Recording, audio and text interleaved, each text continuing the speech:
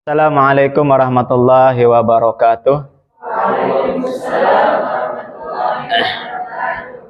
Alhamdulillahirabbil alamin. Wa bihi nasta'inu ala umurid dunya waddin. Shalatu wassalamu ala asyrafil anbiya'i wal mursalin wa ala alihi wa sahbihi ajma'in, amma ba'du. Rekan-rekan mahasiswa yang berbahagia, sebelumnya Bapak mau nanya, mana siap untuk belajar? Ya. Alhamdulillah. Kedua, Bapak perlu absensi dulu ya. Muhammad Rizal, Muhammad Fadlan, Abdul Hanan,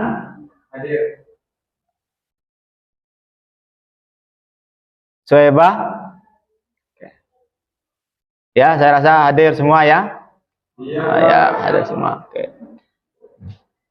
Kita lanjut ke materi. Jadi siang ini kita akan membahas tentang aspek yang mempengaruhi akhlak, dalam arti akhlak itu tingkah laku, perangai, tabiat, dan begitu seterusnya, yang seperti yang kita bahas pada materi sebelumnya ya. Nah, jadi aspek yang mempengaruhi bentuk akhlak itu sedikitnya ada 6. Ada 6 aspek yang mempengaruhi bentuk akhlak. Pertama, ada insting. Kedua, pola dasar bawaan, artinya genetik ya. Genetik. Ketiga, kebiasaan. Keempat, lingkungan. Kelima, kehendak. Terakhir yang mempengaruhi bentuk akhlak itu disebut dengan pendidikan. Ini kita akan bahas satu persatu. Pertama, insting. Jadi banyak pengertian insting dikemukakan oleh para ahli, tapi Bapak akan angkat satu saja di sini, yaitu menurut James, insting adalah suatu alat yang dapat menimbulkan perbuatan yang menyampaikan pada tujuan dengan berpikir terlebih dahulu ke arah tujuan itu dan tidak didahului oleh latihan. Itu insting. Seperti insting lapar mendorong orang untuk makan. Insting haus mendorong orang untuk minum. Insting ketidaktahuan mendorong orang untuk belajar. Begitu seterusnya. Lanjut, insting itu adalah anugerah Allah Subhanahu wa taala yang diperuntukkan kepada makhluknya, kepada binatang pun kepada manusia. Cuman ada bedanya insting pada binatang dan insting pada manusia. Binatang atau hewan itu cenderung lebih cepat berkembangnya, lebih cepat matang kalau pada hewan. Tapi misalnya baru umur berapa bulan sudah bisa makan rumput. Nah, pada manusia enggak seperti itu. Nah, berbeda. Jadi pada manusia insting itu lebih lamban berkembangnya. Selanjutnya, insting dapat lenyap dan juga dapat tumbuh dan berkembang. Jadi insting itu kembali saya katakan adalah anugerah Allah yang bisa saja lenyap seiring waktu dan bisa juga ditumbuh kembangkan. Cara menumbuh kembangnya adalah dengan mendidiknya. Dan cara mendidik insting adalah dengan cara pertama bisa menolak insting itu sendiri, kedua bisa juga dengan cara menerima insting itu sendiri. Kalau dalam kasus misalnya si anak yang over geraknya, terlalu banyak geraknya, yang dikhawatirkan nanti dengan terlalu banyak gerak, si anak akan merugikan dirinya sendiri. Maka caranya nanti insting itu harus ditolak. Harus ditolak sehingga nanti geraknya akan pelan sesuai dengan kebutuhan si anak, sesuai dengan tumbuh kembang si anak. Tapi kalau misalnya si kasus misalnya si anaknya pendiam, Saking pendiamnya, mengkhawatirkan tumbuh kembangnya juga. Ya, entah itu dengan kreativitasnya, entah dengan sosialnya, kan begitu. Maka dengan cara ini ditolak insting itu. Ditolak, ditumpulkan insting pendiamnya itu. Nah, kemudian dikasih motivasi, didorong supaya bergerak, aktif. Itu contoh bagaimana cara mendidik insting, ada kalanya ditolak, ada kalanya Nah, kalau kira-kira instingnya itu adalah positif, maka sebisa mungkin untuk ditumbuh kembangkan. Macam-macam insting. Jadi sedikitnya ada 3 insting. Pertama, insting menjaga diri sendiri. Ini ada pada diri binatang pun pada diri manusia. Setiap binatang punya insting untuk menjaga dirinya, menjaga kelestariannya, menjaga keberlangsungan keturunannya. Oleh karena itu ada hubungan biologis, seksualitas yang terjadi pada binatang. Kedua, insting menjaga lawan jenis. Di samping manusia itu memiliki insting diri sendiri, dia juga memiliki insting menjaga lawan jenis. Dan insting yang kedua ini sering menumpulkan atau mematahkan insting yang pertama, yaitu menjaga diri sendiri. Contoh misal kasus, ibu memiliki insting untuk menjaga diri sendiri, tetapi ketika dia dihadapkan sama anak, seringkali dia akan mengorbankan insting dirinya sendiri demi anak. Yang ketiga, insting merasa takut. Nah, takut gagal, takut miskin, ya, takut jatuh, takut celaka, takut malu, begitu seterusnya ya. Ya, contoh misal, dia takut gagal, maka dia akan berusaha untuk tidak gagal. Sebesar apa takutnya terhadap kegagalan, diharapkan nanti akan mendorongnya untuk bagaimana memastikan dirinya untuk tidak gagal. Itu penting. Takut miskin, penting. Jangan nggak takut miskin. Jangan-jangan ini nggak kaya karena nggak takut miskin. Harus takut miskin. Ya. Takut gagal, harus. Ya, apalagi sebagai penuntut ilmu, harus takut gagal. Sehingga nanti diharapkan ketika rasa takut gagalnya itu besar, diharapkan akan mendorong dia untuk bagaimana tidak gagal. Takut itu penting. Jadi takut itu jangan dihindari. Sebisa mungkin kumpulkan sebanyak-banyak takut itu. Ya, itu. Tapi takut yang berdampak positif pada diri sendiri. Entah itu kesehatan, entah itu ekonomi, entah itu cita-cita. Nah, jangan nanti yang dikumpulkan malah hanya takut sama hantu saja. Ya. Kalau sama Allah takut, ya jangan takut sama Allah ya. Jangan ada ini PAI kok takut sama Allah, jangan. Allah Maha Pengasih kok ditakut ya. Seharusnya ya ini harus pemaknaannya harus beda ya. Jangan takut sama Allah. Allah Maha Pengasih, Allah Maha Penyayang. Bismillahirrahmanirrahim. Enggak ada yang perlu ditakuti sama Allah. Yang seharusnya kalau Allah itu Maha Pengasih, Maha Penyayang, maka kita akan mendekat. Kedua, pola dasar bawaan. Genetik ini ya. Ada 2 teori yang mengemukakan turunan atau bawaan. Yaitu pertama, turunan atau bawaan, si anak bisa mewarisi bawaan dari orang tuanya. Baik itu kecakapan maupun perawakannya. Secara fisik, anak turunan bisa mewarisi fisik orang tuanya. Rambutnya ikal, ya, mukanya oval, atau itu bisa turunan dari orang tua, entah itu ibu bapaknya atau nenek kakeknya. Kemudian selanjutnya yang kedua, turunan atau bawaan sifat-sifat bangsa. Kalau kita teliti dan jeli, maka kita akan dapat menemukan perbedaan bawaan satu bangsa dengan yang lainnya. Baik itu perawakan ataupun kecakapan, cara berpikir, cara menyelesaikan masalah, dan begitu seterusnya. Indonesia dengan Amerika beda bawaannya. Ya. Ketiga, faktor yang mempengaruhi akhlak ketiga yaitu lingkungan. Ya, akhlak dalam arti perilaku kita ya, dipengaruhi oleh lingkungan. Apa itu lingkungan? Lingkungan yaitu sesuatu yang melingkupi tubuh yang hidup. Kalau itu tumbuhan, maka lingkungannya adalah tanah, udara. Gitu ya.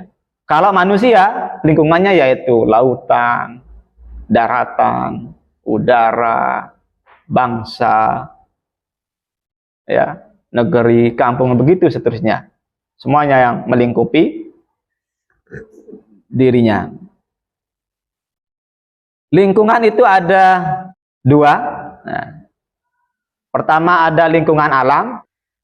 Lingkungan kedua itu lingkungan pergaulan, yaitu meliputi rumah, sekolah, pemerintah, agama, keyakinan, begitu seterusnya. Keempat, kebiasaan. Apa itu kebiasaan? Kebiasaan adalah perbuatan yang diulang-ulang terus, sehingga mudah dikerjakan bagi seorang, seperti berjalan, berpakaian, babi tato, dan lain-lainnya.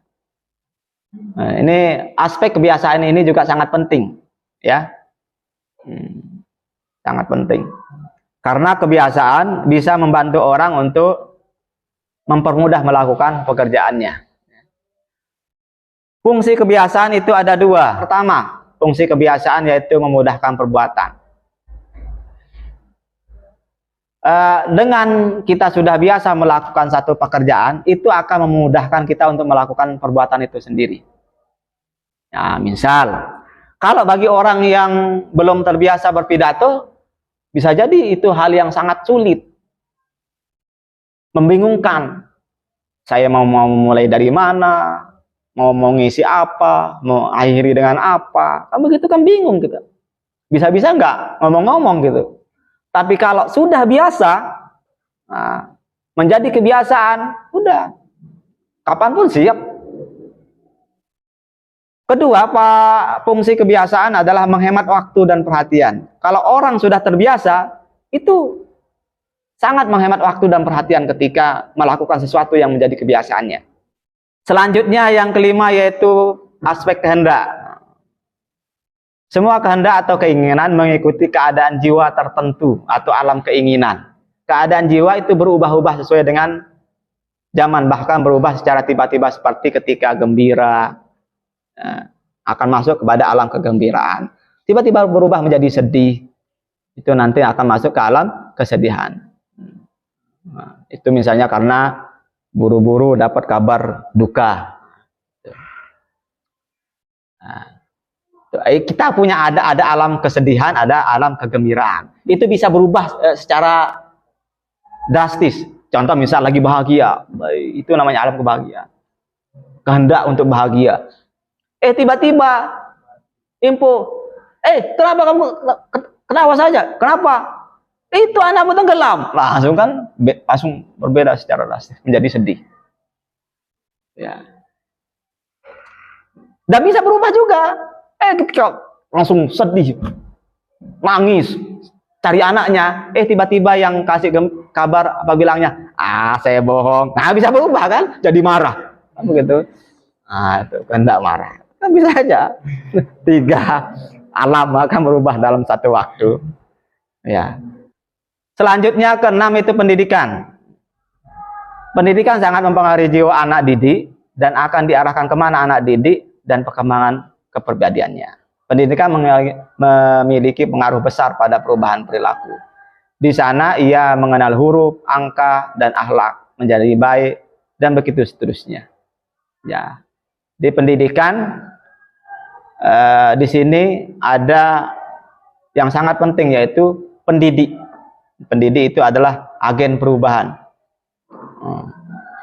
Karena sentralnya fungsi pendidik sebagai agen perubahan, sehingga dia diharapkan memiliki kualifikasi dan kompetensi yang memadai untuk menjadi pendidik. Entah dia itu menjadi teladan, memiliki materi yang sepadan, memiliki metodologi, strategi pengajaran yang tepat. Nah, karena itu lingkungan pendidikan itu juga menjadi aspek yang mempengaruhi bentuk akhlak. Mau seperti apa nanti akhlak kalian, perilaku kalian di lapangan, itu dipengaruhi juga oleh faktor pendidikan.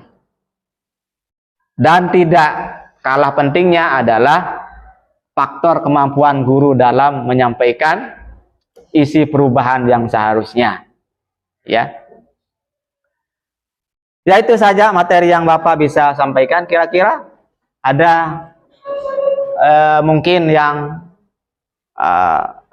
didiskusikan, yang mungkin ada, entah itu sifatnya pertanyaan. Ini pertanyaan atau sebuah mau bertanya? Oh. Kata Ali karamallahu wajhah, arti yang namanya takwa itu adalah al-khawfu minal jalil, takut kepada Sang Pencipta. Nah, pertanyaan saya yang menarik ini Pak. Tadi kan dalam mungkin itu lebih dari statistiknya tentang bagaimana kita bertakut kepada Allah. Nah, jelaskan saya bagaimana khauf itu menurut syariat, hakikat, marifat. Itu aja. Ada pertanyaan dari kawannya, itu ada kontradiksi dengan yang Bapak sampaikan tadi, bahwa Allah itu seharusnya tidak ditakuti, kita tidak takut karena Allah Maha Pengasih dan satu sisi ini kita belajar alam tasawuf. Ya. Alam tasawuf bilang al-khauf minal jalil, harus takut pada Allah. Kira-kira ada yang lain mungkin yang bisa menjawab kawannya? Riza, bagaimana pemahamannya terhadap perbedaan Bapak dengan Abu Hanan? Apakah akan munculkan pemahaman baru ataukah? Coba. Ya, menurut saya Bang, takut kepada Allah, kan? Ya, menurut saya betul sama yang dikatakan Abu Hanan, kan? Takut kepada Allah, yaitu apa yang ditakuti, yaitu takut berbuat maksiat kepada Allah. Misalkan saya ingin mencuri, kan ada rasa takut saya, ada rasa konek itu tentang statement saya tentang memahami tentang takut. Oke, stop. Pertanyaan saya itu tadi kan bagaimana perspektif syariat, tarekat, hakikat, marifat tentang khauf itu? Bagaimana Pak bayangkan itu aja? Ya. Tentang syariat. Iya, tentang khauf itu. Pasti berbeda-beda di sana kan. Dari tadi itu udah masuk. Dan menurut saya tentang syariat itu bahwa itu takut bermaksiat kepada Allah. Yang kedua tentang baik lanjut ke hakikat, pertanyaannya kan kebenaran bahwa Allah saja yang ditakuti. Kita tidak takut pada hambanya atau ciptaannya kalau menurut hakikat dan marifat. Kenapa Allah itu satu-satunya yang paling kita takuti? Masa kita takut sama hambanya? Masa kita takut sama ciptaannya? Berarti ketika tingkatan ketakutan kita itu masih lemah kalau kita takut sama hambanya atau ciptaannya. Mungkin itu yang dapat saya sampaikan. Tadi Bapak bilang kan takut itu kan boleh. Ya. Oke, mungkin ada yang satu kali aja ya, tinggal satu aja ya. Ayo, mari. Ya, mari. Ini Pak, dikarenakan saya tadi merespon daripada Bapak yang mengatakan bahwasanya Tuhan kita tak perlu takut kepada Tuhan itu. Ya, bagi saya tidak takut dikarenakan dikatakan Bapak itu Tuhan itu Ar-Rahman Ar-Rahim, Maha Pengasih dan Maha Penyayang. Di situ saya pernah baca buku karangan Kiai Armstrong yang di bagian pertama di pengantarnya yaitu History of the God. Sejarah Tuhan itu yang dari pertama itu dikatakan bahwasanya manusia itu ditinjau dari segala agama, baik itu Islam, Kristen, Katolik, semuanya. Itu Kiai Armstrong menjelaskan bahwasanya manusia itu takut oleh realitas yang ada. Bagaimana pada saya tadi menjelaskan bahwa itu takut pada hantu atau makhluk atau hewan buas atau neraka, entah yang bersifat realitas yang bisa diilustrasikan, sedangkan Tuhan hanya pajangan saja di kepala kita, begitu maksudnya. Itu saja. Ya, begini, yang takut kepada Allah sebenarnya sah-sah saja mau bilang takut kepada Allah atau mendekat kepada Allah. Yang jelas menyampaikan pada satu simpulan yang sama, yaitu menjadi kekasih Allah kira-kira. Nah, mudah-mudahan apa namanya itu, pertemuan kali ini ada lebihnya buat kita semua, ya, baik secara kecerdasan, keterampilan maupun sosial nantinya. Kita harapkan nanti pelajaran ini bisa di bawah ke ranah faktual, entah itu dalam kecerdasan, entah itu dalam emosional, kreativitas, keterampilan maupun sosial. Nah. Ya, hanya itu yang dapat Bapak sampaikan.